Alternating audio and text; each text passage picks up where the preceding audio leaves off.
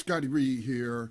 It is about 6 minutes until midnight, and that will be the end of the official MLK holiday. I just wanted to get in some quick observations about MLK Day that I observe every year around this time.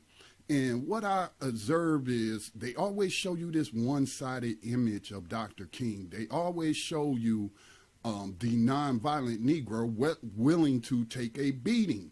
Now, I am not saying this to denigrate Dr. King. I understand that the nonviolent marches were a tactic, a deliberate tactic to show the brutality of the racist white terrorists in this country, and they wanted those images of these terrorists attacking children going out all over the world. It was a deliberate media tactic.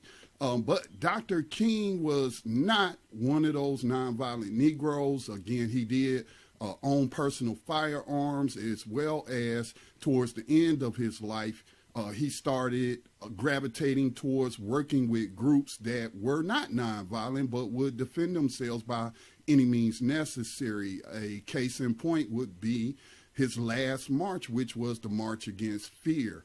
I think it was the Deacons for Defense, if I'm not mistaken, that ran point for Dr. King on that march. I think also Stokely Carmichael had talked to him, and they were on that march as well. And they had a meeting of the minds and saying, look, they just shot this last guy that was trying to do this march.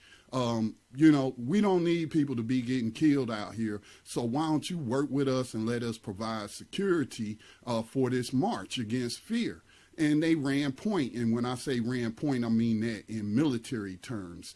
They were clearing the way ahead of making sure there were no white terrorists lurking in the bushes, ready to shoot somebody. But they always show you this one-sided image of Dr. King. And that was his last march, the March Against Fear. And of course, we know he was assassinated when he started talking about the United States was the greatest purveyor of violence on the face of the planet. It was true then, and it's still true today. So those are my observations of MLK Day. It's every year it's the same thing. We get the same old images, the same old speeches, and they really do not want you to know very much about Dr. King. They just want you to have that image solidified in your mind. And take, for example, John Lewis, the Georgia congressman.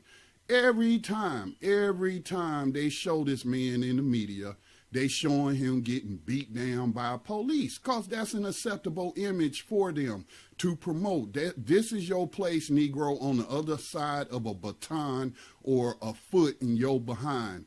No violence. You will not be, using any violence to attain your freedom and what have you. No, the only approved method of trying to attain anything is by nonviolent means. So, those are my thoughts, my MLK observations.